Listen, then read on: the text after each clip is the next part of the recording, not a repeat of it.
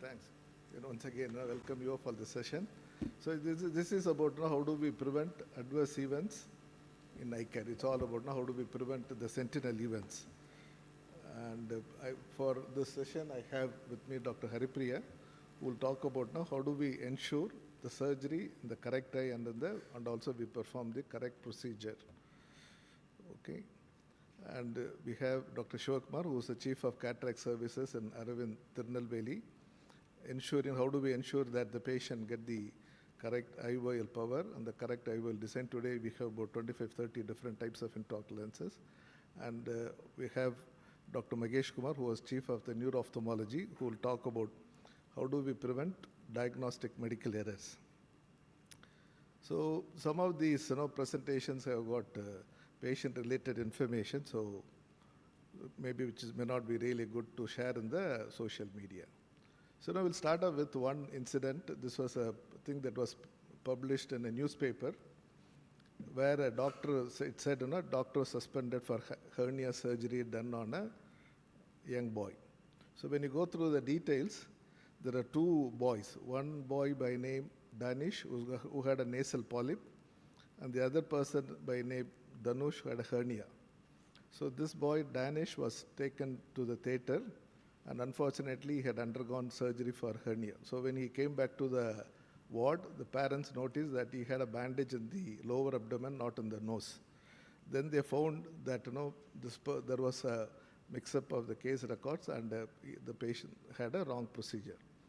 So maybe we think this is very rare, but there's a report, there's a paper called Surgical Confusions in Ophthalmology, published in Archives of Ophthalmology in year 2007. They looked at the incidents reported from the eye hospitals in New York. And these are all consecutive surgeries that were done over a period of 6 years, which is close to about 900,000 procedures. Okay? So, and of that, about 62 patients had an incident. So you have to remember, these are all hospitals. They don't do high volume. These are all low volume. The doctors may be doing 2 or 3 procedures at a point of time. But they had 62 incidents, all of that relating to wrong IOL implant, wrong eye surgery, wrong eye block, wrong procedure, wrong corneal transplant. So we have one example of that in our own presentation. So this works out to one such an incident or sentinel event happening in 15,000 procedures. So it is uncommon, but it is not rare. And they also say that if they have followed a safety protocol, whatever the process was there in their system, they could have avoided this. And again, this is another recent paper that was published in 2018. They looked at how frequent or incorrect surgical procedures within the OT and just outside the OT, where the patient is in the preparation room. And this has happened in a Veterans Health Administration hospitals. The Veterans Health Administration hospitals are the special a chain of hospitals across whole of America that have been created just to take care of their ex-servicemen, Army, Navy, or from Air Force. All the retired people, they go there for their treatment. And when they looked at, they have done about 32 lakh procedures, or 3.2 million procedures were done. Of that, there are about 277 safety errors, and there are about another 206 near misses, which if they have not picked it up, either outside the OT or inside the OT, this could have resulted in a safety error. So when you look at what are those safety errors, they've operated on the wrong side in 90 patients. They put a wrong implant in about 86 patients, and the wrong site, like for example in the vertebra, instead of operating on L3 or L4, they have operated on L1 or L2, or they removed a wrong tooth. Instead of right side, left side tooth was removed. And if you look at, this has affected not just ophthalmology, but at least almost all surgical specialties, maybe 12 or 15 specialties. But what you see on the top is the ophthalmology. Ophthalmology has got about 72 incidents. And you can say, 1/4 of the incidents happen in eye care. The next comes the dentist, and then the anesthetists and the orthopedics. These were the very common areas. So at all specialty, if you look at the error happened 1 per 20,000 procedures, but in eye care it was 1 per 10,000 procedure. And again, if you have done a comprehensive timeout, then probably you could have prevented this in at least about 30% of the patients. So these are the lessons we learned. One is eye care is important, and timeout is very important if you want to avoid those errors. Why is it so common in eye care? Because earlier we had one treatment for one disease, but today we've got several options. Even if you take cataract, there are at least 3 or 4 different ways to do it. If you take refractive surgery, we started with PRK, but now you have about 5-6 different varieties of way of doing it. And again, you got IOLs. At least today, within our own hospital network, we use about 30 different IOLs designs. And then the power varies from anywhere between -10 to +40. So all this makes it very, very complex and makes the eye care surgery very, very error prone. But if you ask the patients what is it they're expecting out of the services, they talk about reliability of the service, appropriate cost, transparency, they being treated with respect and dignity is what their concern. And if you ask the doctors, they talk about good outcomes, and minimizing complications by using the best of the technology. They think, if I use the best technology, I can ensure the low complication rate and good outcomes. And the safety part is not there either with the providers or with the patients.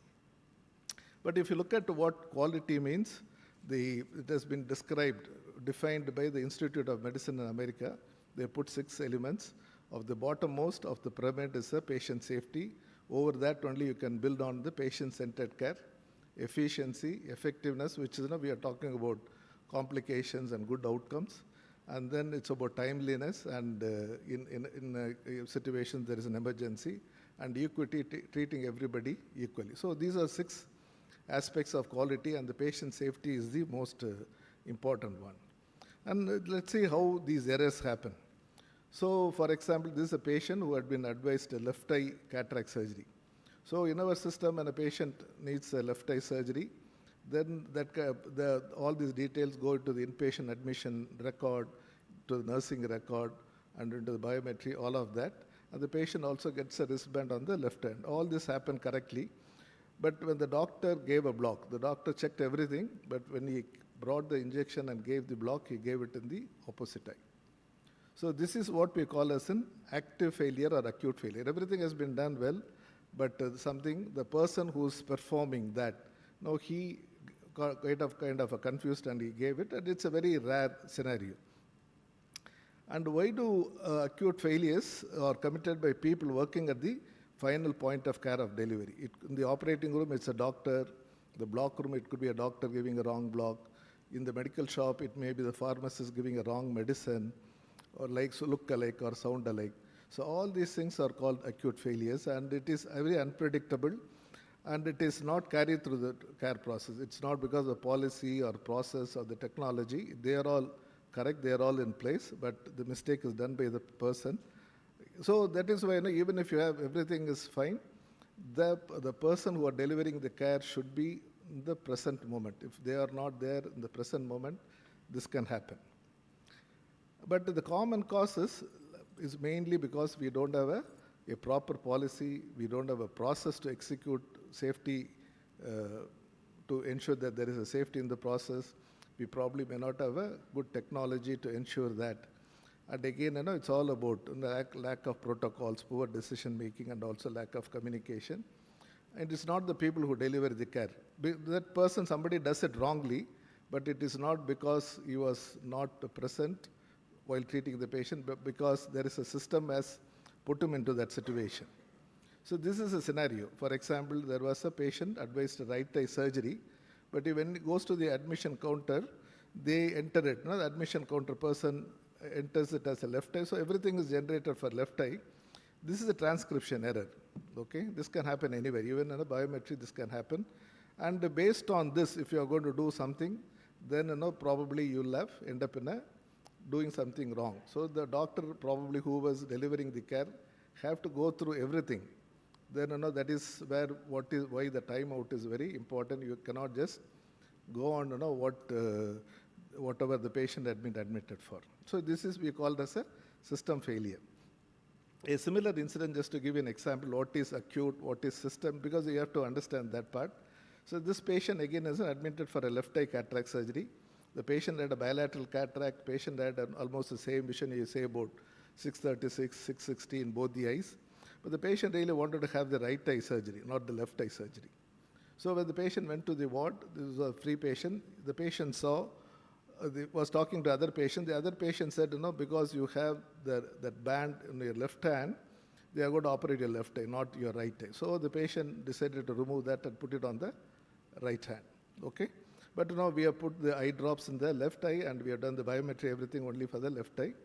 In the block room, only the wristband was verified and the block was given and the right eye block, and only during the timeout in the operating room by the surgeon they found the error and they stopped it.